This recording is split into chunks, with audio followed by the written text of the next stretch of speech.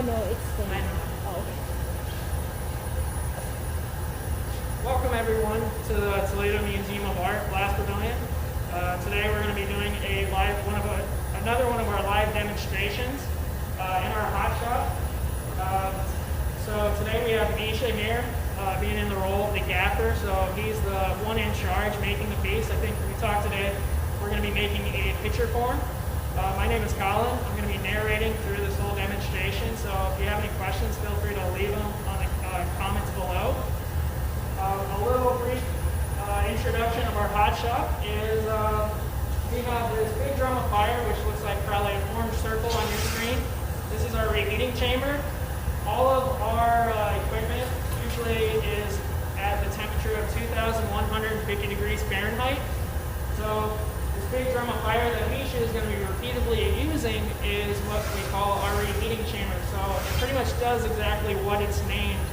The fact that whenever that molten glass comes out of the furnace, we have to continually reheat it to continue to work with it and inflate the glass.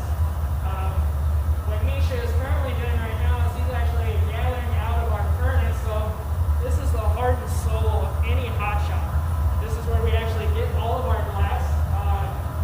In that furnace, that same 2150 is a ceramic crucible, which is kind of like a large cereal bowl, which houses at its fullest about 700 pounds of molten glass. So whenever that glass comes out of our furnace, it's got a consistency of room temperature honey. So what Misha did, and as he walks to the camera, he just took a couple of gathers or collections out of that furnace using one of our punty rods. So we use stainless steel pipes and punties, pipes to allow us to actually blow air into the glass and inflate it, and punties, as he's setting up right now, we're going to be doing a bit wrap on top of this bubble that we're going to have colored with a brilliant gold coloring. So, and then right next to it, or between the reheating chamber and furnace, is our pipe warmer, where it houses all the pipes and punties. They have to be preheated up to roughly about 800 degrees or so, just so it's hot enough to where that glass actually wants to stick to it once it's in contact with the furnace. So Misha right here is just starting this bit that we're going to be adding to the bubble, just so we can have it all prepped up. And what he's using right now is colored glass. So we have two types of colored glass we're going to be using today. We have what we call grit and another called bar. So grit is just ground up colored glass. I'll show you the camera here. So this is kind of like a multi-mix of it. And with grit, we can grind it up into any size. It can be about the consistency of like large chunks of kosher salt, or we can pulverize it much finer into about the consistency of flour, depending on what kind of color aesthetic we're going for.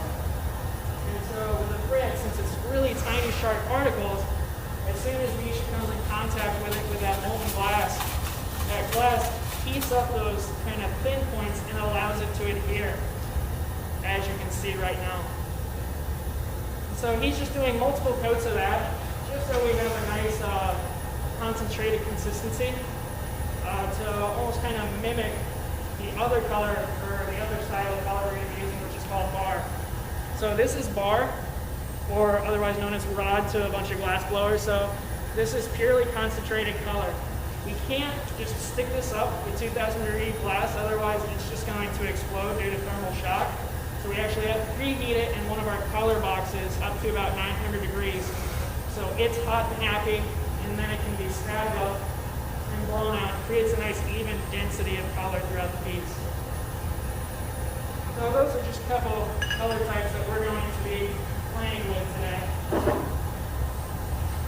So right now Misha is using this marber. So we have a couple marbers throughout the hot shop. The marber is both an noun and a verb. What he's doing right now, marbering, by rolling in contact with it, it's allowing him to shape, pull the glass down. Mainly to make sure the bit is nice and flush with itself. There's no kind of there's no relief to it, any bumps or crevices. Just trying to get that nice kind of pointed shape going up, almost like a carrot. Because when we add it, it's going to be added as a bit to be wrapped and stretched around along the bottom.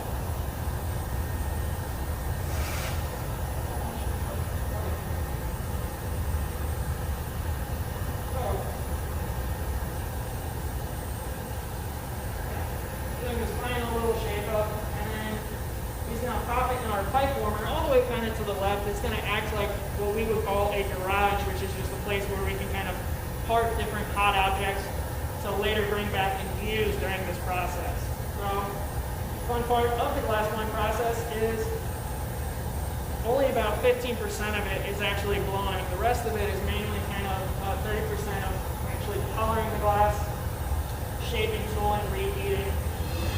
We can't really call it glass shaping because it doesn't sound as hip as glass blowing does, you know. So, each is just parking that over there. And now, once that gets all settled up, we're actually going to be starting glass blowing process of actually gathering some glass, popping a mold. We're going to be doing called a color overlay. So bringing back that little bit of bar color. I'll be actually stabbing that up on a punty rod, getting it nice and hot, and dropping it on top of Misha's bubble. So that way it's another way we can coat the glass in that color.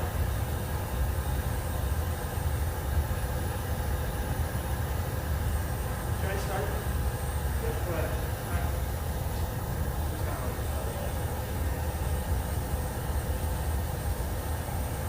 What I'm going to be doing is, like I said, we're going to be doing an overlay of that color. So I'm just going to go ahead and start by gathering a little bit of glass onto a punty rod. This is just going to act like a little bit of glue so we can stick up that color.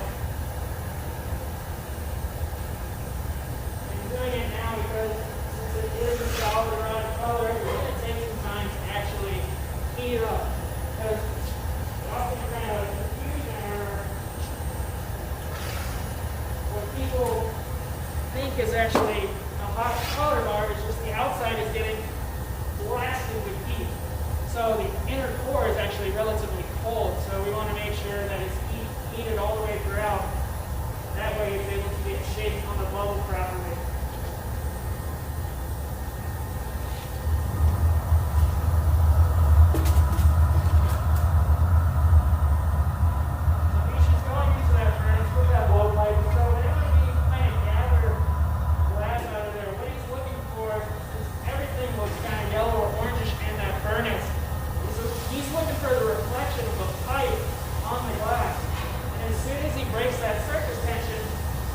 Starts kind of twirling or spinning the pipe 360 degrees just to allow it to kind of collect that glass. Almost like dipping a chopstick in some honey, trying to get as much honey as on that chopstick as possible.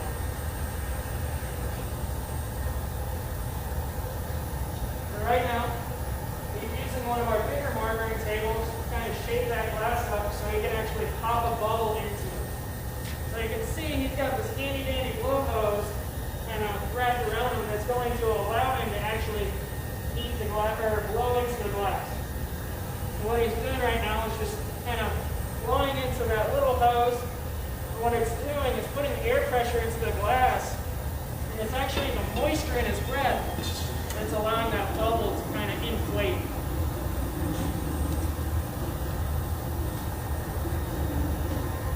Now taking quick little moment using the jacks. I'll go over some of the tools that we have here. So if you just want to set this bubble, actually letting it nice and cold right now. And I can pass this off to him so he can take a quick little shaping on it, just to how he likes it.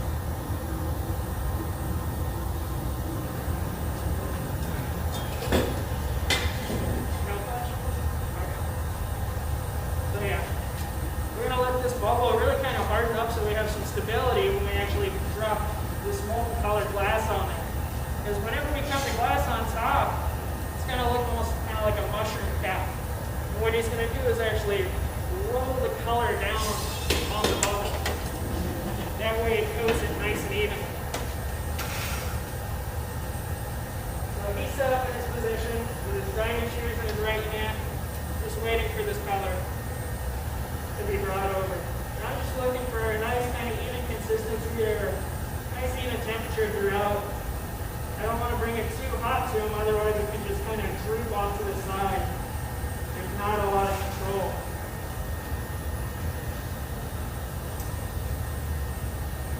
Just like that.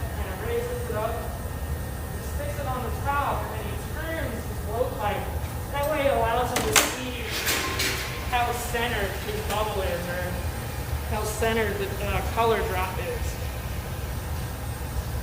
And now is to take the moment to totally coat the color on the bubble. So this clear bubble is still nice and cold. He's going to mainly focus a lot of heat on that color drop.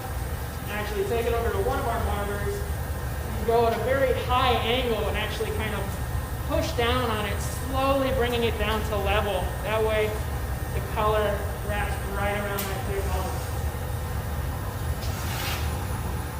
I like it. He's going to start off by using his jacks. So you can see how we kind of get that pointy mushroom top, or almost like a spinner top going on.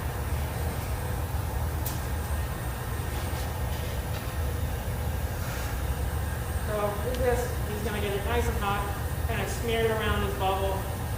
Make sure there's no kind of inclusions or gaps on his bubble, because he's going to gather more and more layers of clear glass out of our furnace on top of it. So the reason we use bar is because we have a clear, colorless furnace. So that way we can kind of add whatever color we want to whatever objects we're making. If we have one specific color tank, then we would have to work out of blue color, or red, or purple, or pink for however long. And now it's just kind of rolling that over. And so when I said he's going to make sure it's all nice and smooth with the surface of his bubble, it's because whenever we go into that furnace and gather glass out, like I said, it's got the consistency of honey. So it's not going to flow into any of those divots. It's actually going to flow over it and potentially trap air bubbles in his piece. And ideally, that's not what he wants today. He wants to make sure there's kind of as little bubbles as possible. So that's just a way he can kind of maintain making sure there's no bubbles in the piece by both making that bubble nice and smooth. And also we can do what we call raking the glass. After the glass has been freshly charged, usually the day or two before, whenever we charge glass, we throw in these little chips of clear color and then cook it over. It's kind of blow out, making sure his bubble's nice and even throughout that little bit of glass he has right now. And just because smearing that color all the way around his bubble can sometimes kind of contort the bubble on the inside, and if that isn't as uniform as possible, the piece is going to blow out and have a lot of irregularities in it. So the more even the bubble is, the more even the form, ideally, will blow out. So now he's just letting it kind of cool down, because you can't go into the furnace at the same temperature as the glass comes out, because we can potentially, especially with color being on the surface, that color can get really hot and actually strip off and contaminate our furnace, to which we would have to work with acrylic mold for however long, which is a beautiful color, but I like choosing my own color personally.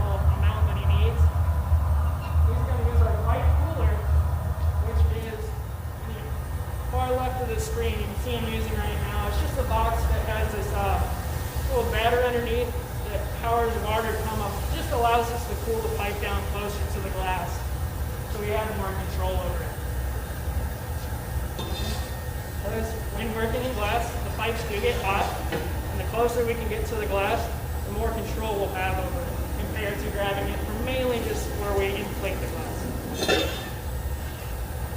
So now this next tool he's using, we have our blocks. So these blocks are carved out of a block of wood, usually cherry, because that's what's most readily available to us.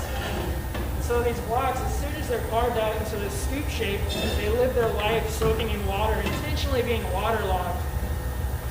Because the cherry wood has a really nice tight grain pattern and a low stack content. So when you come out of that furnace, we can scoop that glass up real quick, It gives it a nice even profile of a Q-tip or light bulb shape. So once again, the more even the shape is, the more even the bubble will blow out. And so once we gather out of the furnace, we block it up real quick. Take another heat and heat everything throughout. And he's probably going to block it once more. That's going to develop a little skin, a cool skin layer on the outside of the bubble. So then when he actually uses that hose to blow into it, it's mainly really nice and hot still on the inside. And you'll be able to see that color kind of expand into the bubble.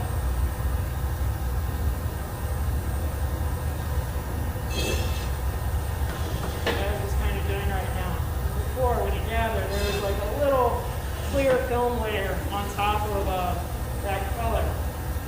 Now, this color is not going to show its true hue until it cools down overnight, so tomorrow afternoon we'll actually be able to see it.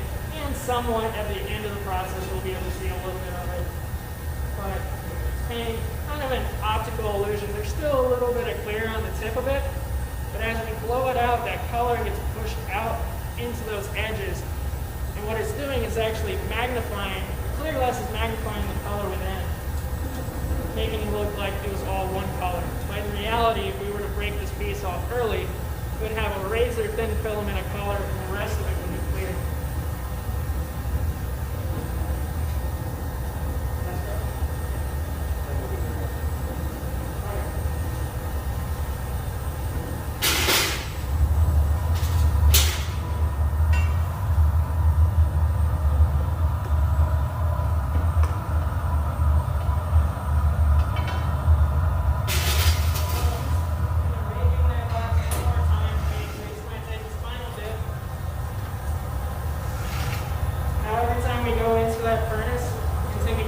Glass out of it, essentially doubles the original amount we had in size. So with the amount we have right now, we could probably make, especially for Misha, he could probably make a pretty large cup. But like I mentioned earlier, we're going to be making some pictures, so we need just a little bit more glass. You can just see what just happened. We did what we call a strip gather. Sometimes we gather a little bit more glass than we need.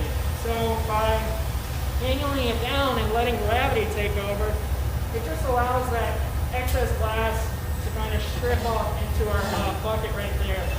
What's really nice about clear glass is as long as it's all clear, we can throw it back into our furnace and kind of refill it, making sure it's almost like 100% recyclable. Now, if there's any color in that glass, we can't throw it in because, like I said before, it could contaminate the furnace. Some fun things about color is the way we get color is by a periodic table of elements. So different metals and metal oxides actually create color in glass. So manganese can usually create purple, iron can create green, copper creates both a light blue, kind of sea blue, and a red. You can go all the way down to throwing uranium into the glass. I believe it's about 0.001 all the way to 2%. And since glass is naturally an insulator, it will actually dissipate the radiation. And it's such a small amount that we don't actually get poison from it. And it's just really nice because in the daylight, it's a very light lime green Gatorade color. And under ultraviolet light or black light, it'll actually glow. So it's really fun to kind of trick your friends with it. So we have that final gather. And he's just kind of shaping it into kind of a longer football shape. I imagine we're going to be starting to heat that bit that he had made up in the beginning. We're going to add that bit along the bubble. How do I do that now? Yep. This one is running with hot, right? Where's the front? You keep the whole thing hot, do another shape, and then heat it. Okay. Well, I'm going to take a moment and kind of heat up this bit just a little bit, making sure it's nice and hot throughout. And he's just going to let his bubble kind of cool down a little bit, just like he did when we took that overlay. So you can kind of see the nice kind of gradient of the color.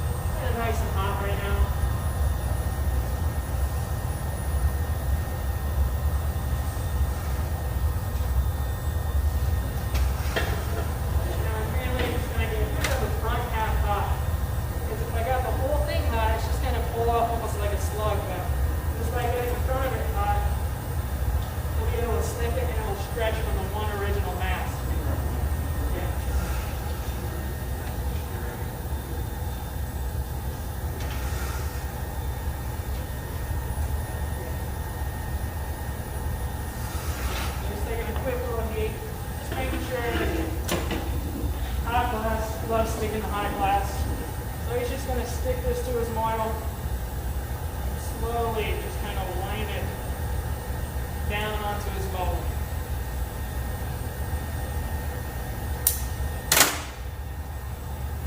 And there we have that nice kind of big red attitude. If there's a little separation, the marmer, or between the marmer, the block, or the newspaper, he's going to use that to kind of make sure the piece is nice and flush again before we blow it out and finish the form.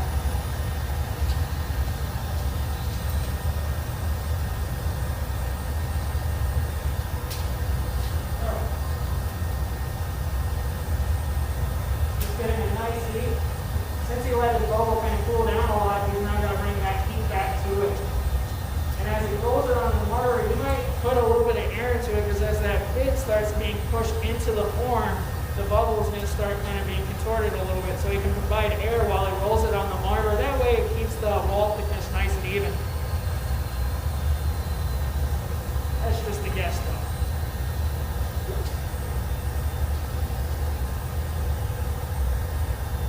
So, I don't know, have we had any questions? No questions? Alright. While he gets this all set up, I'm going to kind of answer some common questions we normally get for those that may be watching at home. So some of the questions we normally get is, do you ever get burned? And yes, we do get burned, but usually that's in our first couple of years as we learn, learning the process of glass blowing. 90% of the time, it's not by the actual hot molten glass. It's actually by either the radiating heat or the tools that we're using, because those tools tend to heat up a lot. But it's just like if you were to become a chef. You're going to be using knives all the time. You're going to eventually cut yourself or burn yourself. But you burn yourself a couple times and you learn that hurts and you never really want to do it again.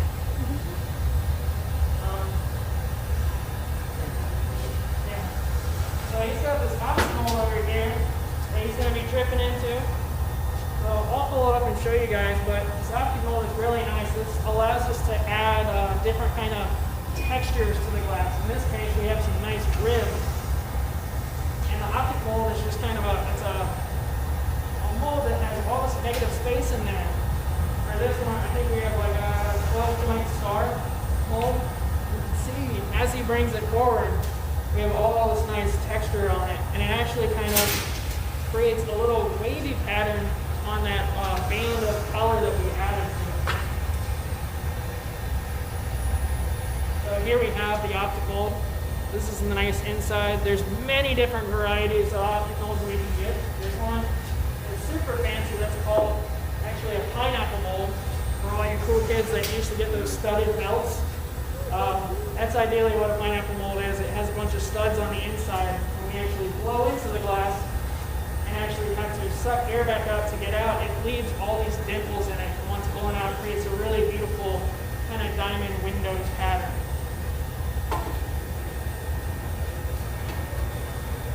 What Misha was doing while I was talking is actually kind of using this marmer once again to actually hold it in one spot, inflate a little bit, and twist. So by holding it in one spot on that marmer, friction allows it to kind of take over, and it starts kind of twisting up and contorting that pattern a little bit.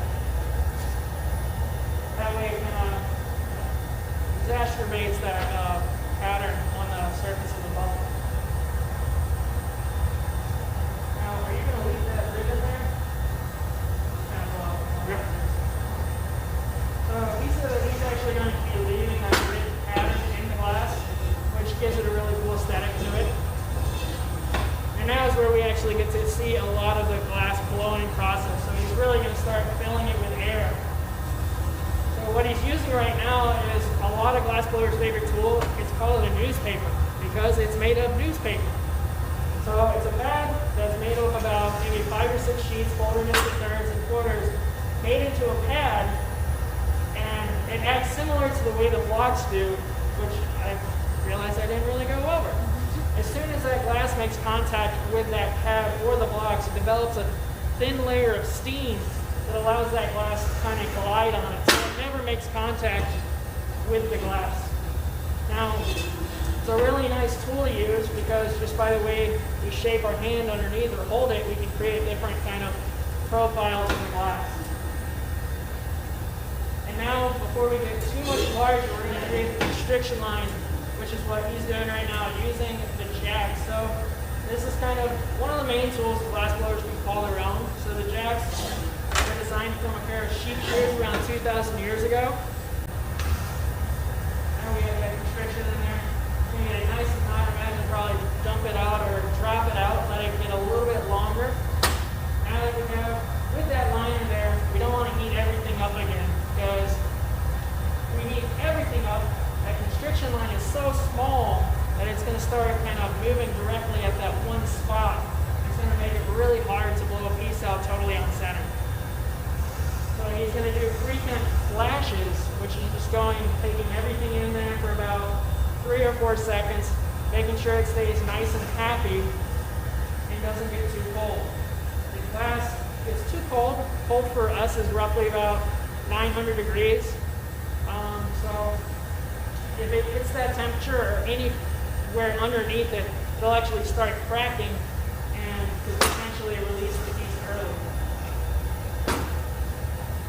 As you can see, he's got mainly the bottom 2/3 nice and hot. And just by using gravity and kind of turning, as you've seen this whole process he's been turning, because if he stops, it's just going to fall. But gravity is really nice when we can use it to our advantage. So angling it down, letting that weight at the bottom kind of pull like an anchor and elongate that piece.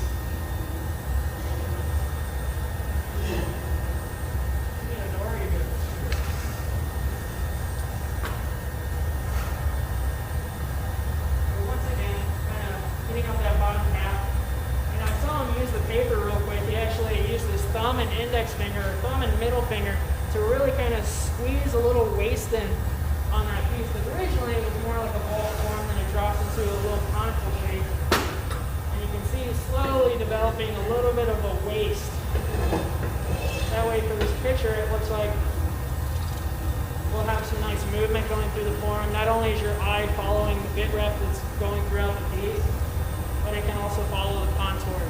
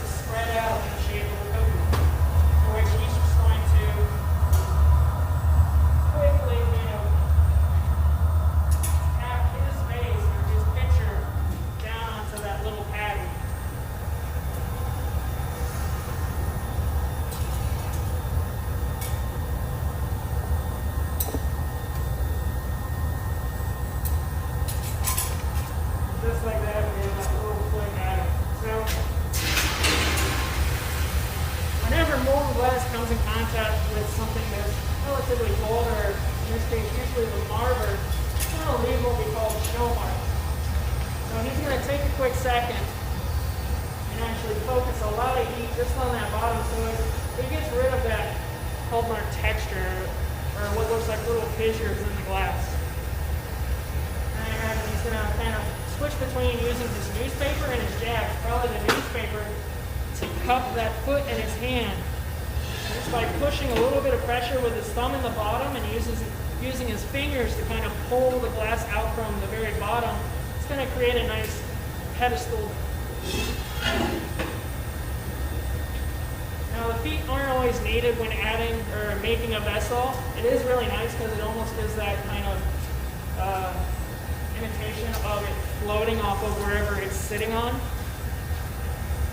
But in this case, it's also really nice because it adds a little extra weight to the bottom, so there's no chance of a cat walking in and kind of knocking it over, or especially in Nisha's case with the dog, you know, dogs' tails are kind of like anvils. They'll kind of smack anything off the table. So.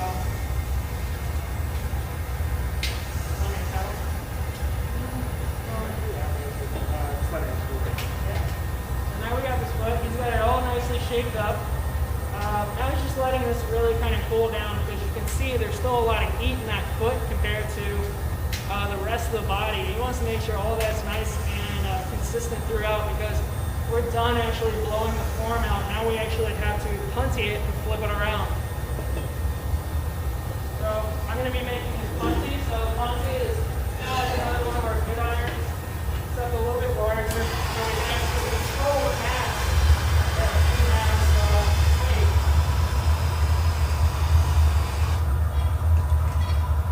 So the punting, my friend, means a lot of things. The one that makes a lot of sense is punting means point. Because it's a little bit of glass that's going to act as a new connection point for him to finish off the piece. So I'm just trying to make sure a relatively smaller connection point. You want to make sure whenever we're making money, depending on what type of piece it is, it's not just a wide spot. Otherwise, the more glass coming in contact with the bottom of that piece, the harder it can be to sometimes take it off.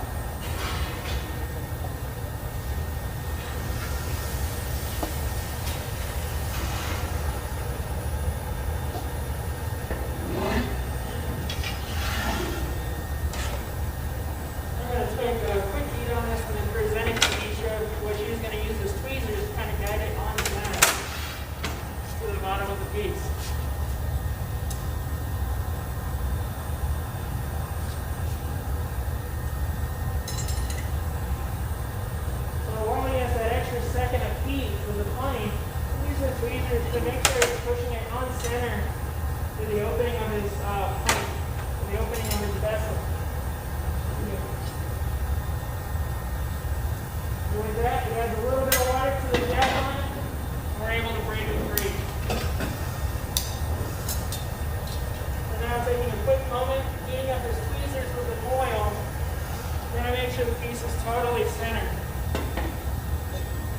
So with this, he's just going to take one blade of the tweezer, kind of go in the opening. He's looking for kind of a high side on that punty.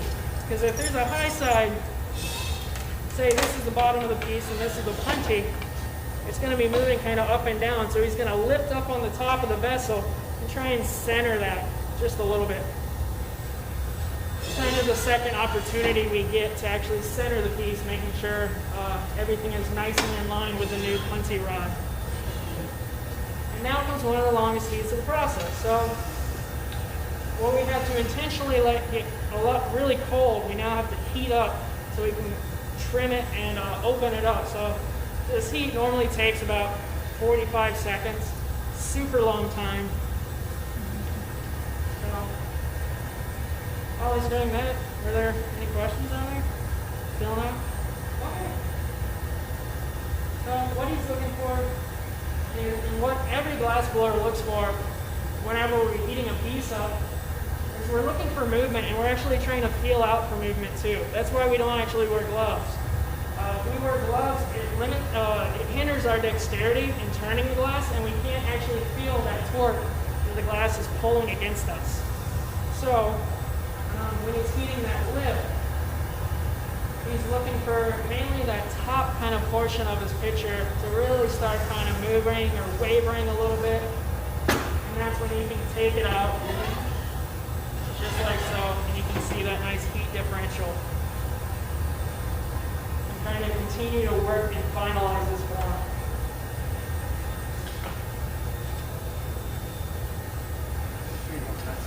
Okay.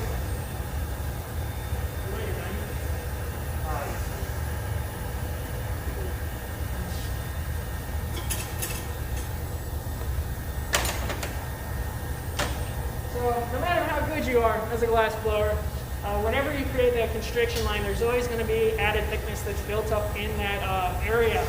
So whenever the piece is transferred around, normally you're always going to want to tweeze and trim it, or tweeze and bonk it. So I believe we might be tweezing and bonking. So by doing that, he's just taking his tweezers, at first kind of pinching around the whole opening of the area to develop kind of a cool pulling point, and then you start stretching it out.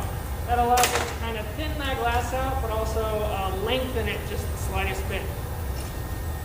And as glorious as that little floret on the end of his, at the top of the piece is, it doesn't really work with the rest of the form.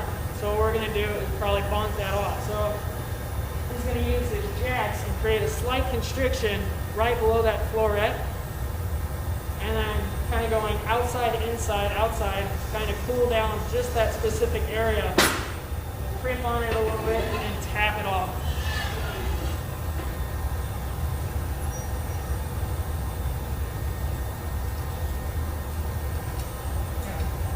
So by going on the outside, creating that constriction, and then when he jumps on the inside, it's mainly cooling down that little ring that he's actually impressed inside of the glass. Making sure not to close off the piece, because then it's not really functional at all.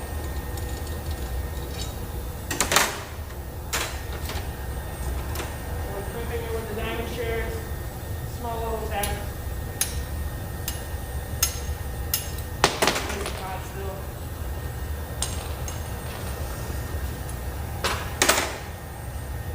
Now it's time to finalize the opening of this shape. So this is going to take a couple of beats. With glass blowing, we don't really want to get one really good beat, open it all at once. You can, but usually it takes a little bit of time and a little finesse to finish a piece out. And if you get it really, really hot, that move you just made by thinning the lip out, by getting it really hot, it just thickens the lip back up. Because if you stay in the heat, that the walls of the glass is just going to start kind of building and building on itself.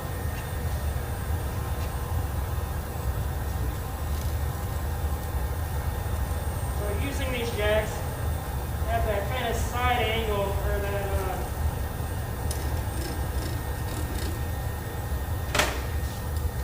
that different area compared to holding it kind of like Norman Bates. He's holding it to the side and using the blades to really kind of open the piece up, and with his turning, allow that opening to get a little bit larger inside. You probably do that a few times.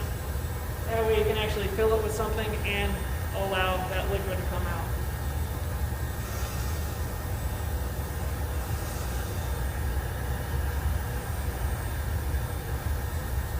We do have a question.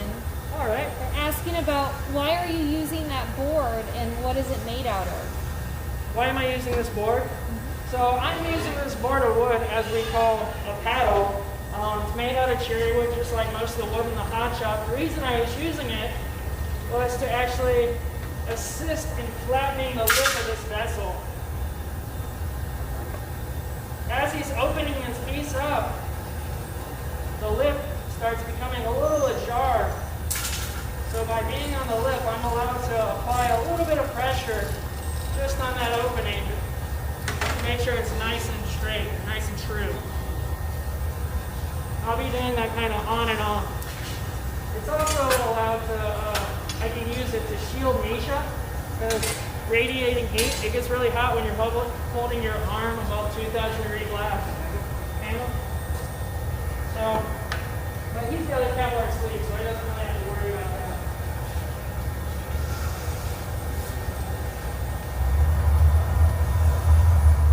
Now, a pitcher is not weight without a handle, so that's. I'm just going to kind of shape this up, go a little bit of a cylinder, with a small little point right up top. So Misha brings that piece front and center to the camera so you guys can all see how it's involved throughout this demo.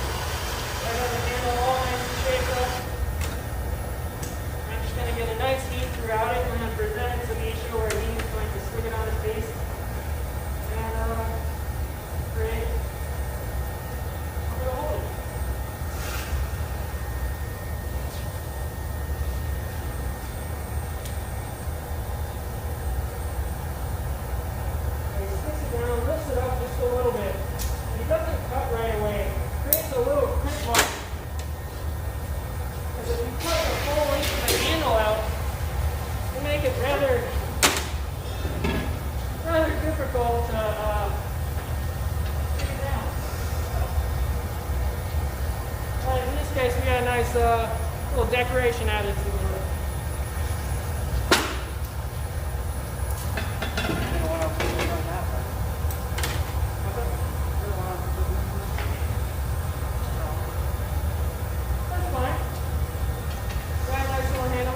Gaps in there where you can actually stretch it out and you can lift it up like you're lifting a little dumbbell up, you know.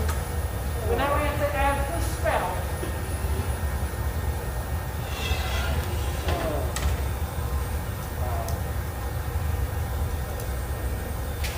Handles are quite difficult for those watching at home. I know we are all professionals here, but you know, glass happens sometimes. So with handles, especially with pictures, anything that requires handles is extremely hard because you have to work with a really high temperature and actually get it to the right length. It has to be kind of between nice and hot and lukewarm a little bit so you have stability. And grabbing the tip of that handle, kind of winding it back and touching back to the piece.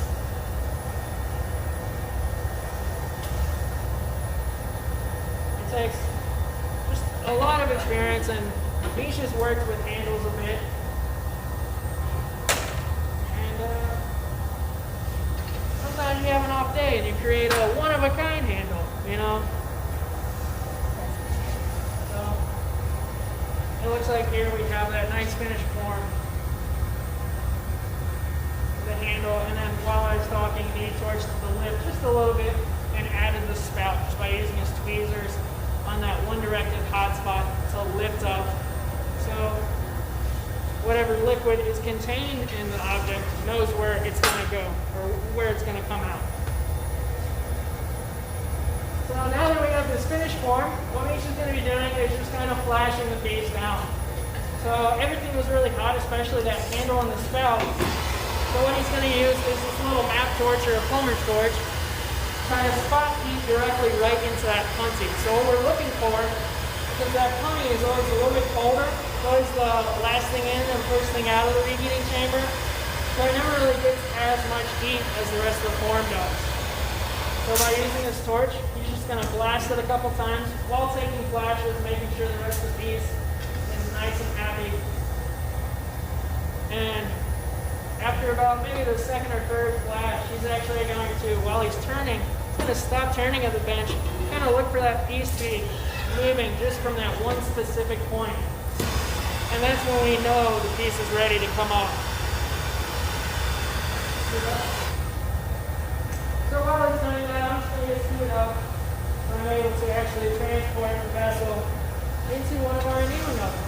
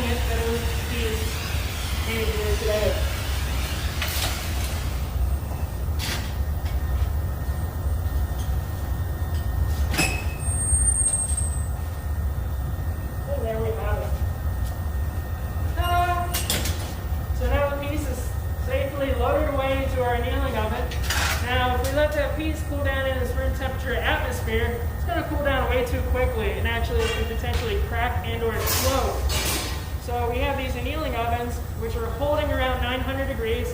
It's close to that kind of super cool temperature to where it can thermally shock, but it's just cold enough to where it won't get too hot and actually manipulate or kind of melt in that annealing oven. So we're going to put it on a cycle to cool for roughly about 18 to 20 hours, just because the thickest part of that is the foot and the handle. Foot's about maybe that thick. So as we continually load pieces in there, we can just hold them at that temperature, and then at the end of the day, we'll send it down on its cooling cycle for it to slowly be brought down to room temperature so we can hold it in all of its glory. So thank you for joining us during this demonstration. If there are any more questions, do we have any more? No questions? I have one last bit. Coming up, come after Christmas this weekend and next weekend, we're actually going to be having our Great Artist Day, to where we're going to be doing demos featured with fairy tales and fables. They're really fun. We've been doing this for the past few years, I believe. So definitely tune back in. It's going to be a lot of fun. We're going to be having a little bit of story time with also explaining the intense glass demonstration. And along with that, we actually have some Frosty glass classes that you guys can sign up for. I believe they're $50 each. $25 each. Even better. $25 each. And what you do is you'll get signed up, pay for it. You'll be able to take these glasses home that were donated from Libby. And we have different stickers that you can put on there. And wherever they're put, we're actually going to take it down to our sandblaster, blast it with grit, and when the stickers come off, that'll be what's shiny, and everything else will be a nice matted texture. So